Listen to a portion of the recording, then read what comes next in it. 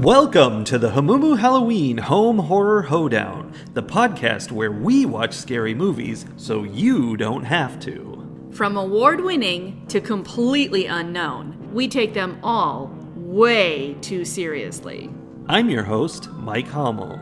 And I'm your host, Solange Hummel. Now, warning, we use a ghoulish number of spoilers, so watch the movies first. Second warning, we don't know anything about anything, so don't take us seriously as we take these movies seriously. Solange. Sir? If I told you to fill a bucket with milk and slit your wrist and pour blood into the milk, and then dump that into the dirt and cover it with dirt, I'm just curious what you would do if I told you to reverse that. That's a good question. If that was the sum total of reversal instructions I gave you. Well, sure, the reversal instructions. I mean, there was some hammering on the trunk of a tree and some other things that, like, I'm not sure how to reverse. I'm not sure how to unhammer it, but like, well, you could do it in the opposite order. Yeah, that's what I think she was gonna do. I don't know though. I don't know. You can't unblood the milk, huh? You can't unspill the milk, is what I've heard. I just needed more details than just reverse it. I feel like with Pyewacket from 2017, I just needed more details is a good summary of the movie. Yeah, did you just need more details? I don't know. I don't know if it's that I needed more details or that there just weren't many details to be had. Like, when I think about what happened in this movie, I'm like looking back at my notes, I'm trying to summarize, like remember the things. Really? The girl was sad and unhappy in her life. She tried to kill her mom with a ritual. Her friends were like, dude, what are you doing? Don't do that. And then she got attacked by the demon that she summoned. And that's it. Yeah. That's the whole movie. Which, if she had just done her research, she would have known that that's specifically what happens if you do this. Right? There was nothing unexpected. Honestly, the most unexpected part of the whole movie was when she told her friends what she had done, because she was in this group of like bad kids. They were goth kids. They had tattoos and like tongue piercings and said swears. Like, she tells her friends about what she did, and her friends were truly appalled at her behavior. Yeah. And like, literally were like, why would you try to kill your mom? I would never do that. Oh my gosh. Like, they were shocked. And that was the most surprising thing to me. I was like, oh, I didn't expect them to act like normal people. Yeah, actually, I think the most surprising moment for me in this movie, the most shocking horror in this movie was, so background, Leah, the main character, her father died some amount of time ago. I think not a long time ago. Probably not Maybe long. like somewhere between a couple months and a year. Sure. And both she and her mom are having a hard time with this for some reason. So, you know, it causes tension between them. And like, her mom wants to move out of the house because it's, you know, it's a bad place to be. And she doesn't want to move because, you know, friends and all that teenager nonsense. Sure. And at one point when they're arguing, her mom gets up in her face and says, moving on is impossible with you. Every time I look at your face, I see his face. I just want to tear it off. And I'm like, oh. Yeah, I mean... That's another thing you can't reverse. No, right? That was the point when she decided to kill her mom. And maybe if she had explained that to her friends, they would have been like, oh, okay. Totally deserved. I mean, everyone was having a hard time, and everyone needed a therapist, and no one needed the demons to be summoned. Yeah, I don't think anyone needed the demons to be summoned. It didn't solve any of the problems. Oh, another surprising thing to me. Okay. So, mom leases a cabin out in the middle of the woods, and they get in a fight over whether Leah is going to go to the same school or not, or for how much longer she will go to the same school. Because it's a long drive. And the mom, like, immediately caves to, fine, I guess I will drive you and pick you up and blah, for the rest of the year. And then after that, you have to go to a different school. And then later she's complaining about how she drives 2 extra hours every day. Yeah. which really I was thinking meant that they lived an hour away. It really means they live half an hour away from the school.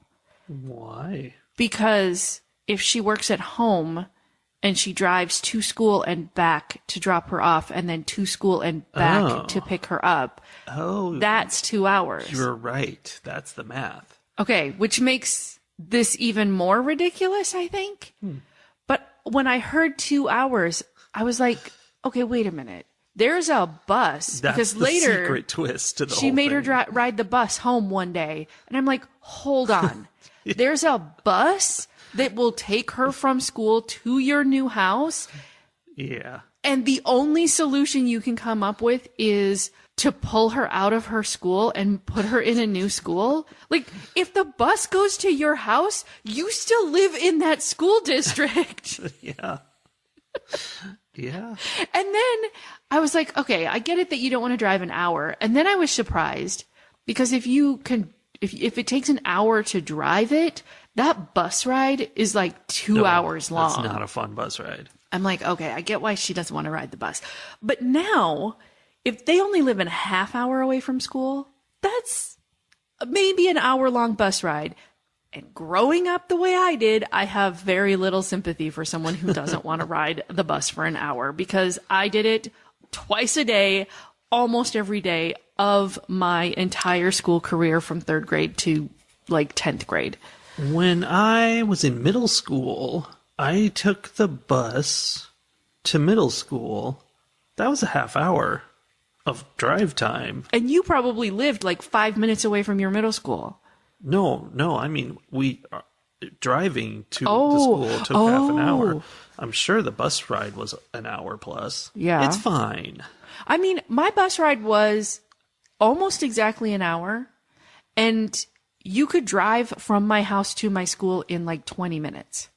Because, I was stopping and starting in the very, like driving all over the place. Well, yeah, they have to go to everybody's little area, and that's a pain. So I don't understand anything about the whole, like, we need to move you to a different school. I have to drive excessively every day. Like, all of these problems had a solution in the form of a school bus. That feels like they started with the problem of, changing schools, drama about that. And then later they had to have the mom not be able to pick her up from school for unrelated reasons, and they're like, what are we going to do? She can take the bus that day. Yeah. They didn't connect it up. No.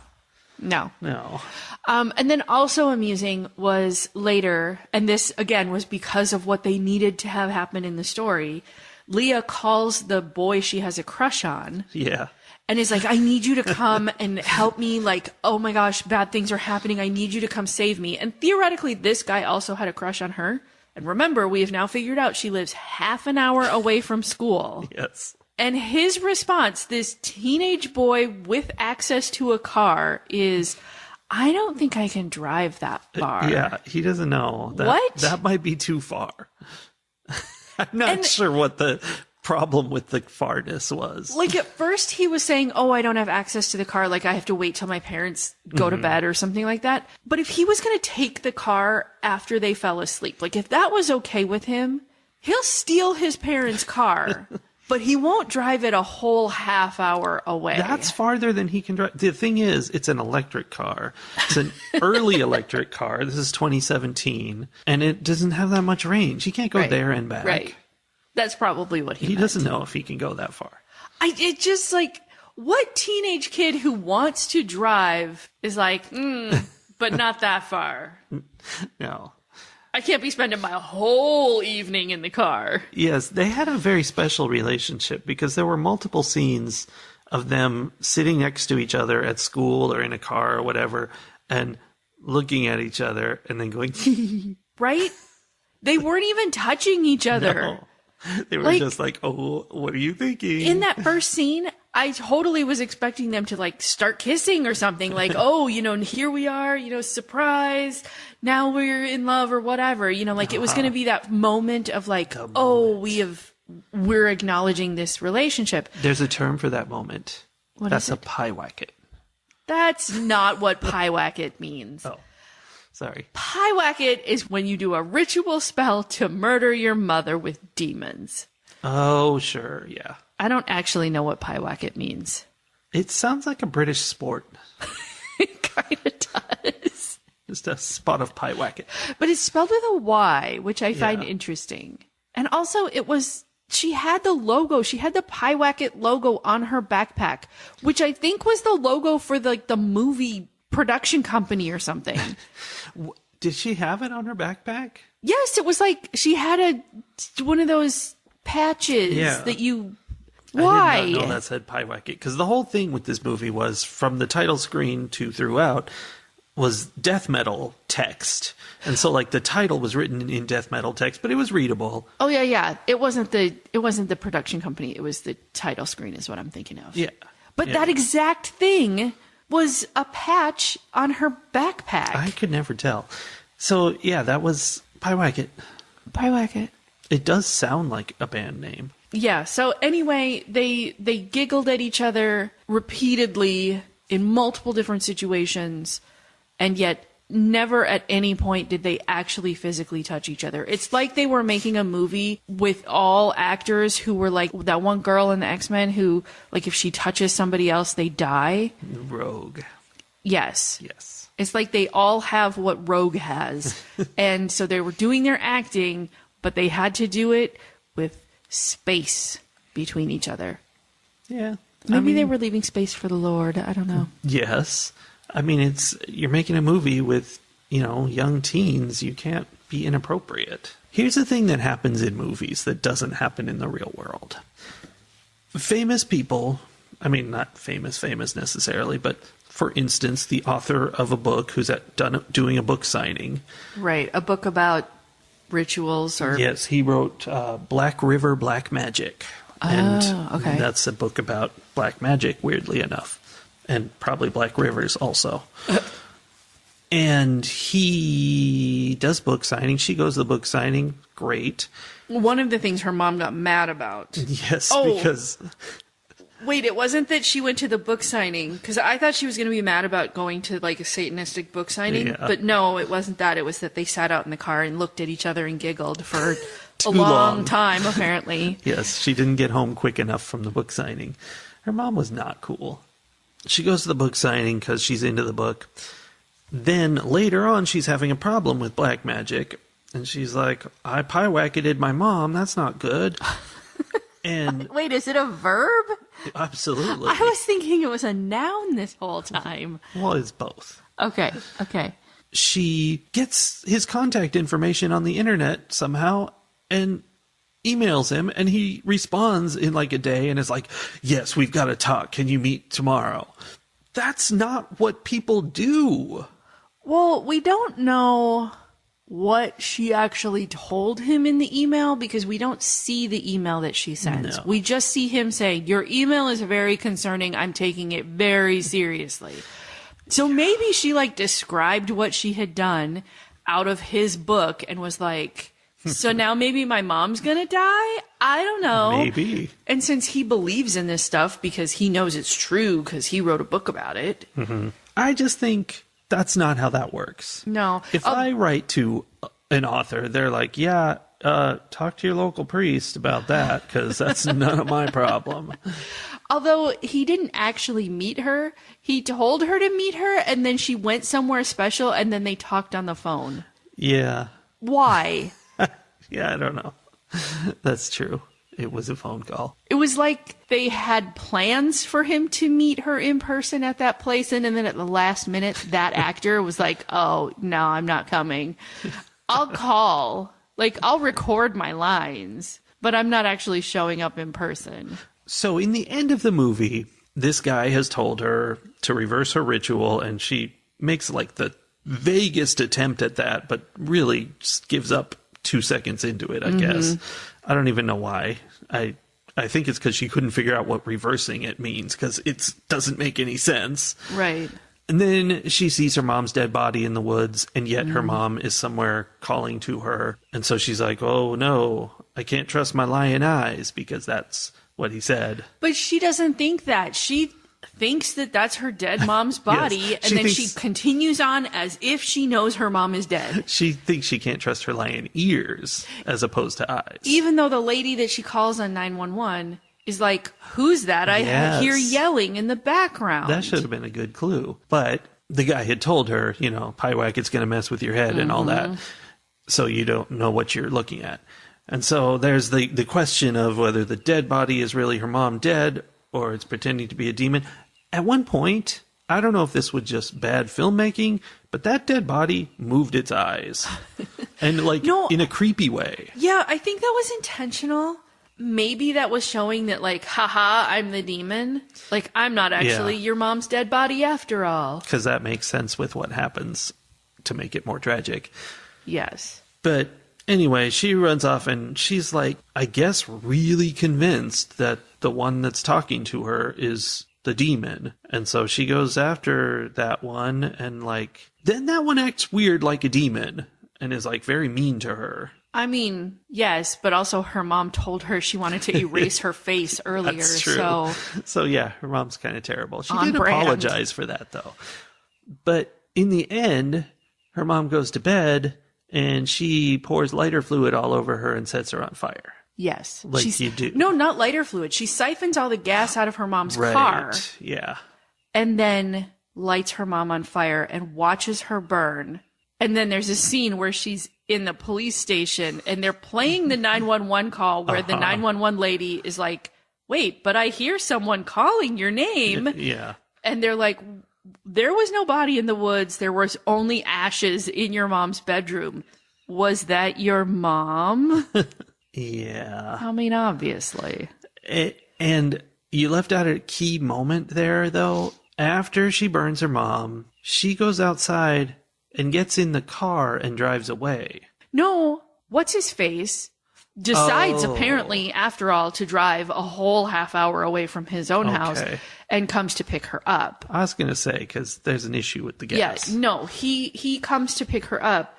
And that was one of the last notes that I made, was that made me realize something that had been bothering me a couple of times through the movie. And that's the only specific example I can think of, but I know it happened more than once. This movie was almost entirely told from Leah's point of view, right? Yeah. This was her story. But there are moments where suddenly we're in her mom's point of view or we're in her boyfriend's point of view. And that was one of them. Suddenly, we're in the bedroom where Leah's setting her mom on fire. And instead of seeing the headlights pull up, suddenly we're in the car driving toward the house. And I'm like, why? Why am I suddenly in the boyfriend's head? Good question. And it made me realize that while head hopping is something that bothers me when I read, I'm almost never, I've never ever in my life before had the thought, there's too much head hopping in this movie. Huh. I'm annoyed by the POV changes. I mean, yeah, in general movie making, they'll just show whoever doing whatever. Right? They don't necessarily focus on one unless it's really important. Or right, there's an artistic choice of we're only going to show you the things that this one character can see. In most cases, though, I guess movies are kind of that omniscient perspective. And in this case, it was so extraneous. I'm like, there is zero reason for me to see this scene of the car driving up to the house from the boyfriend's point of view. Yeah. I think we even see the headlights come flash in the window. So she's like, oh, a car's here. Right? Yeah. I'm I didn't need to. I heard her make the phone call. And despite the fact that he said, oh, it's too far, if I had just seen the headlights, I would have been like, oh, turns out he decided to come save her after all. Yeah. Because it wasn't like we went into the car and saw the boyfriend driving. We were literally in his head, looking out the windshield through his eyes. Maybe so it could have been anybody. Because Pyewacket took over Leah's mind, so we had to get out of there and get back into a human mind. Maybe. Or maybe it was Pyewacket driving. It was never the boyfriend at all. Why did Pyewacket drop her off at the police station then? Just to mess with her more. Because that's the whole point. Is after Pyewacket does what you want, it then messes with you. Yeah. That's the whole issue. I think that's the whole reason she called it off. She was like, oh, it's going to affect me? I don't know. Mm-hmm.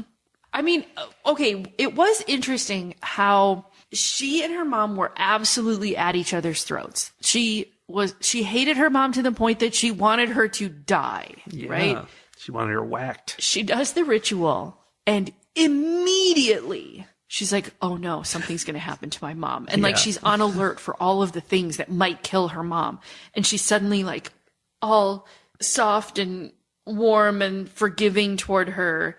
Yeah. And her change then made her mom be like, oh, okay, I'm so sorry. Like, things will be better. And they have this much better relationship because she stopped being so antagonistic, but only because she thought her mom was dying.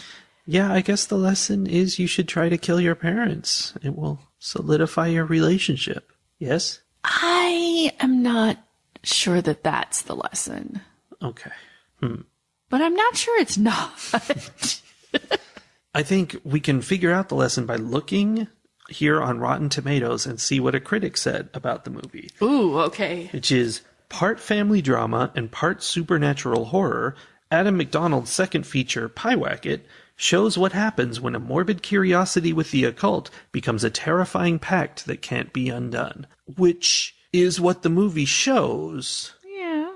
But I'm not sure that's a lesson we can take with us into the world, because it's so rare that curiosities with the occult become a pact that can't be undone. Okay, but that goes back to one of my early notes. Oh?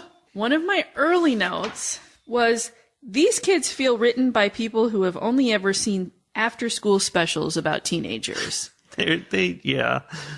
And only the after-school specials written in like the 90s during that satanic panic phase where like goth kids. Right. Anyone who wore black was suspect, and, you know, Dungeons and Demons was, you know, making contracts with the devil.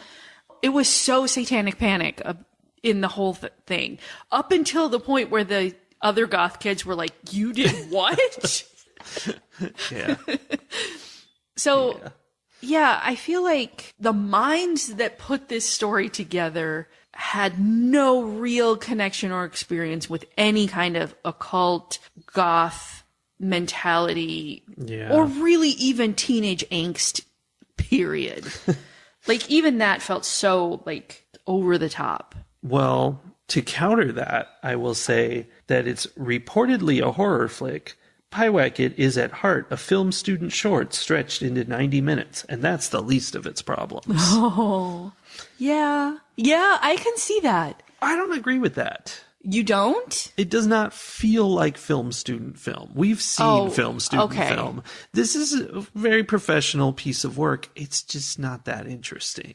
Okay, I will give you that. It doesn't feel like film student work, but it definitely feels like a short where they were like, oh, I have to fill this up with a bunch of stuff and make it longer. Because nothing happens in this movie. That was really noticeable, I guess, early on. It felt like a long time when she and her mom had been fighting about her dad being dead, and she was going to school and seeing her friends, and her mom's like, we're going to move. And she's like, okay, whatever. All of that was so much of the movie before she did any pie-wacketing. Yes. It was excessive. And I knew it was going to be a movie about a girl who was unhappy in her life and like resorted to black magic to solve this problem, right? I knew that going in. And then there was so much of her being at school and like hanging out with her bestie and having a little crush and like so much of her life. I was like, this is a happy teenager. Yeah, she's a perfectly normal, well-adjusted, happy teenager. And then she gets home and suddenly she's an entirely different person. Yeah. And she did, like, I don't know, it's like she took the things her mom was forcing her to do really well, actually. Like, her mom's like, we're going to move out to this stupid cabin in the woods. And she's like, all right. And stuff like that. Okay. Every time her mom demanded that she do something, like she would start to stomp upstairs and her mom would be like, get back down here. And she would turn around and do it. Immediately. Yes. I totally noticed that. Or later, there was something about how she was walking away from her mom and her mom was like, look at me or something like that. And she turned around and I was like, again, this person had never actually been in close proximity to an actual teenager. Yes, they they're had scary. only seen like Hallmark Channel teenagers where their rebellion is like saying crap and looking at a boy They wouldn't do with that. both eyes. I mean that they're looking with both eyes instead of just like a one little side eye. Not that it's a boy who has both of his eyes. Oh, okay. I get it then. But yeah, the naughtiness of these like goth kids was very, very mellow. Something I would have expected from like, I don't know, the 50s, Yeah. not 2017.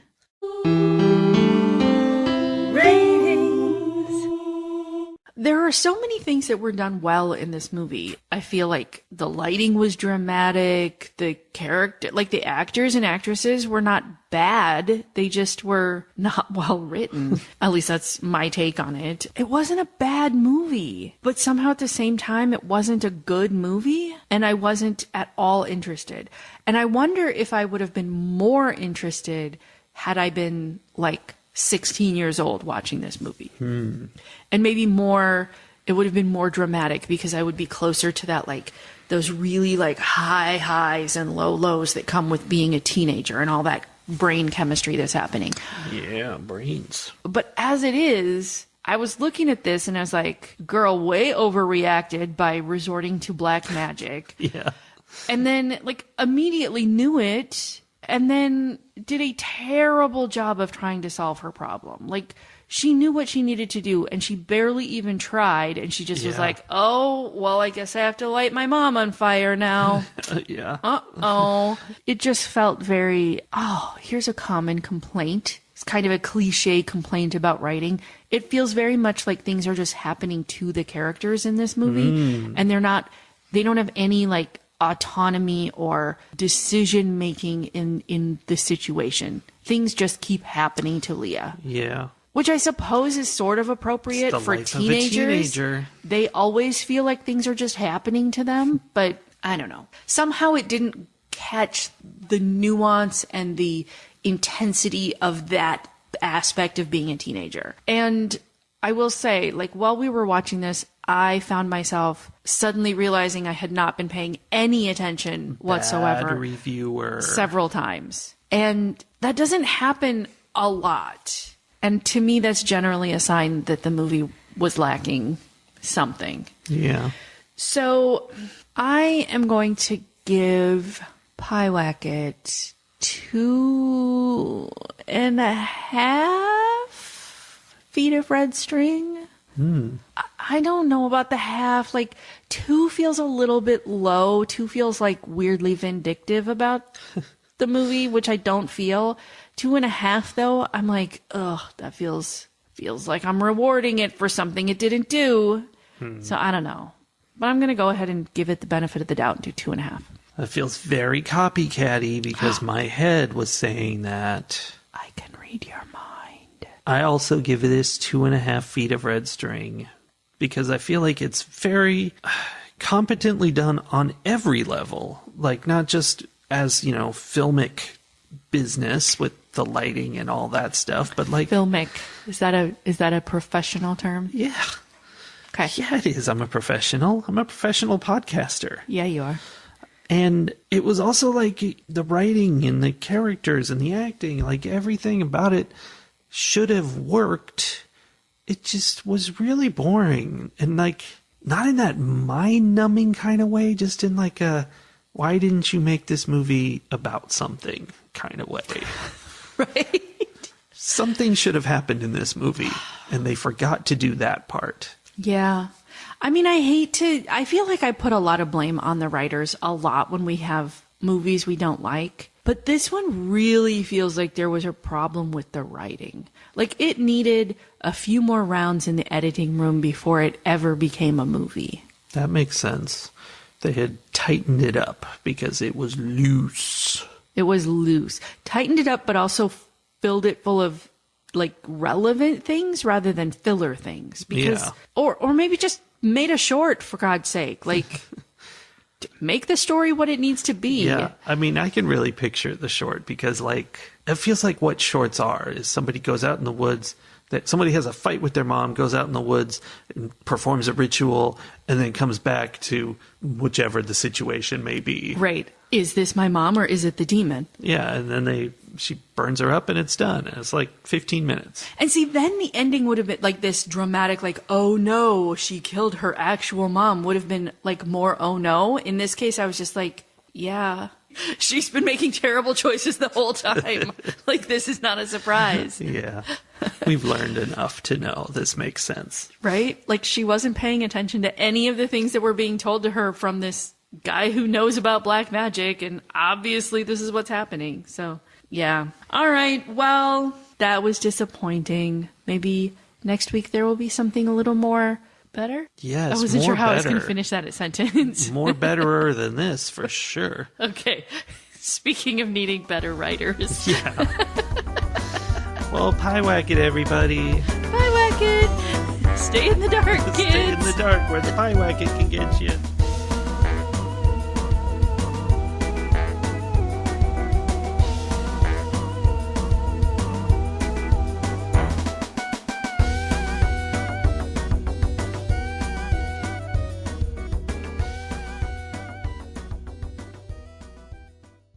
Oh, okay. To foodie break.